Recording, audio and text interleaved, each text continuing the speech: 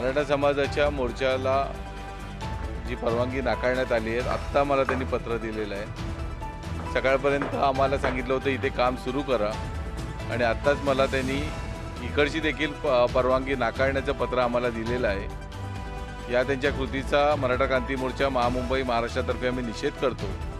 कारण ज्या पद्धतीने मराठा समाजाने अर्ज करून 3 आठवड्या झाल्यानंतर देखील त्यांनी उत्तर दिलं नव्हतं आणि आज ज्या वेळेला 30 तारीख ओलांडून गेलेली होती, आज ते त्याचं नकारती उत्तर देत आहेत। या संदर्भामध्ये आम्ही आता थोड्याच वेळामध्ये हायकोर्टामध्ये या गोष्टीची दाद मागत आहोत। तर परवानगी जर आता मला नाकारण्यात आलेली आहे, त्या पद्धतीने आता आम्ही हायकोर्टामध्ये ताबडतोब धाव घेत आहोत आणि हायकोर्टामधनं आम्ही त्या संदर्भामध्ये आमची जी बाजू आहे ते आम्ही ताबडतोब मांडू।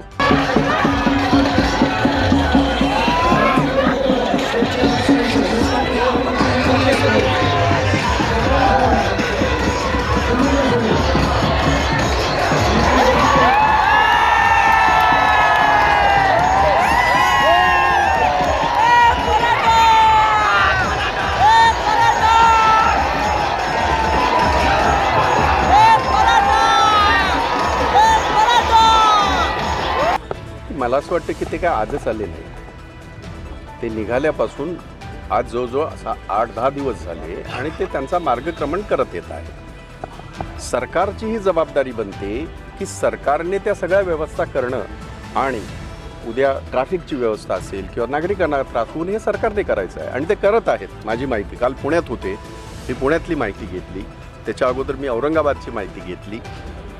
ते उद्या इथे याच्यामध्ये नवी मुंबईमध्ये येतात आहेत आजच आणि उद्या मुंबईमध्ये येतात आहेत। त्यामुळे तो एक समाजाचा आक्रोश आहे। एका सर्वसामान्य कार्यकर्त्याने त्याला वाचा फोडलेली आहे जरांगे पाटलांच्या माध्यमातून आणि ते त्यांचं काम करतील, सरकारने सरकारचं काम करावं। त्यामुळे मला असं वाटतं की समाजाचा आक्रोश आहे तो तुम्ही कितीही दाबण्याचा प्रयत्न केला, सगळ्याच, मग ओबीसी समाजाचा असेल, मराठा समाजाचा असेल, धनगर समाजाचा असेल, देशभरामध्ये जाट समाजाचा असेल, गुर्जर समाजाचा असेल, तो ताकदीच्या जोरावर किंवा शेतकऱ्यांचा संघर्ष असेल जो देशाने बघितला।